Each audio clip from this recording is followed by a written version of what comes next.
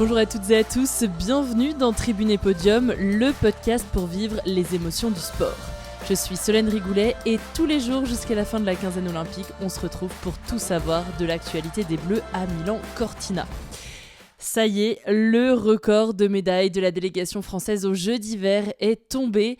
Et comme on pouvait s'y attendre, c'est les biathlètes qui ont été décrochés cette 16e médaille, et pas n'importe laquelle, le titre olympique sur le relais masculin, une grande première dans l'histoire du biathlon français. Ils seront à jamais les premiers. Et puis, comme un symbole, c'est Martin Fourcade qui a remis les médailles à nos 4 fantastiques, Fabien Claude, Émilien Jacquelin, Quentin Fillon-Maillet et Éric Perrault. C'était une course folle, clairement irrespirable. Fabien Claude a passé le relais avec 50 secondes de retard après un mauvais tir debout. Et puis Émilien Jacquelin s'est transformé en fusée pour passer le relais en tête à Quentin. Tête que les Bleus n'ont plus jamais quittée. Il faut aussi souligner évidemment le relais surpuissant d'Éric Perrault qui a été puisé très très loin dans ses ressources pour aller chercher ce titre olympique et offrir l'or à cette équipe. Avec cette nouvelle médaille, Quentin Fillon-Maillet devient officiellement le Français le plus médaillé sur des Jeux, été et hiver confondus. Bref, c'était grandiose, c'est pour ça qu'on aime le sport. On ne peut que dire merci les gars.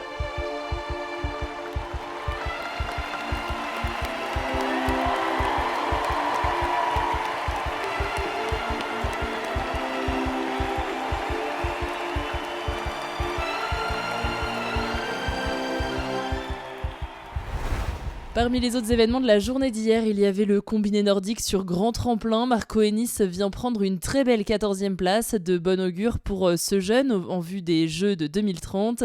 Maël Tirode est 17e et Laurent Multaler 20e. Pas de miracle pour les hockeyeurs, ils affrontaient l'Allemagne en match de barrage pour se qualifier en quart de finale. Les Bleus s'inclinent 5-1, leur tournoi olympique s'arrête là. En patinage de vitesse sur la poursuite par équipe masculine, Timothy Lubino, Valentin Thiebaud et Giovanni Trebuta terminent 5e. Ils complètent donc le tableau des presque médailles de la FFL.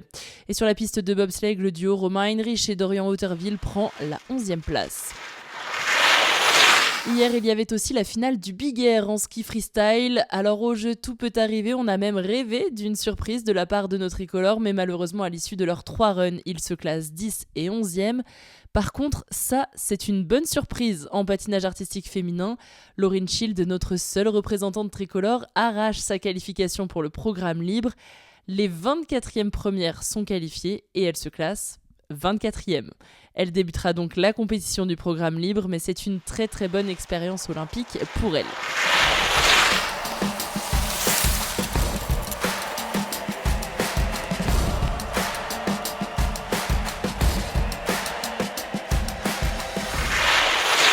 Au programme aujourd'hui, le relais féminin en biathlon. Je sais, je l'ai déjà dit hier pour les garçons, mais là je le répète, la France est actuellement la meilleure nation mondiale de biathlon chez les femmes, donc un autre résultat qu'une médaille d'or serait clairement une contre-performance.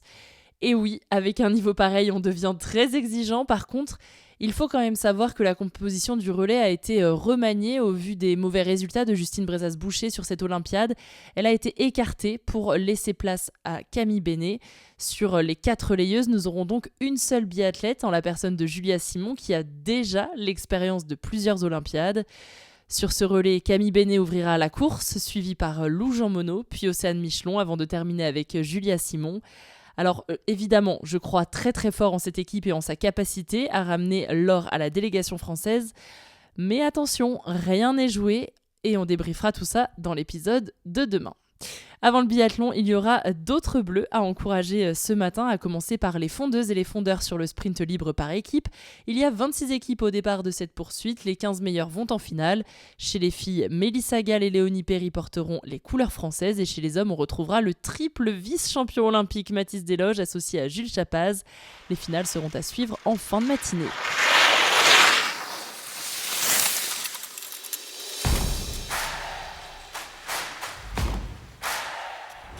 Dernière épreuve pour le ski alpin féminin sur ces Jeux Olympiques. Marion Chevrier, Marie Lamure, Doriane Escanet et Kathleen McFarlane vont prendre le départ du slalom à 10h. en espérant que cette fois, cette première manche soit plus réussie que chez les hommes. La deuxième manche, elle, se fera à 13h30. Peut-être une médaille inattendue aussi aujourd'hui du côté du slopestyle en snowboard. Romain Allemand est en finale, il s'est qualifié avec le 6e meilleur résultat. Il a récemment gagné une Coupe du Monde sur ce format, donc c'est peut-être l'outsider qui peut briller au jeu. Croisons les doigts. Pas d'autres Français à suivre dans l'après-midi, ça se jouera ensuite à 20h50 en short track.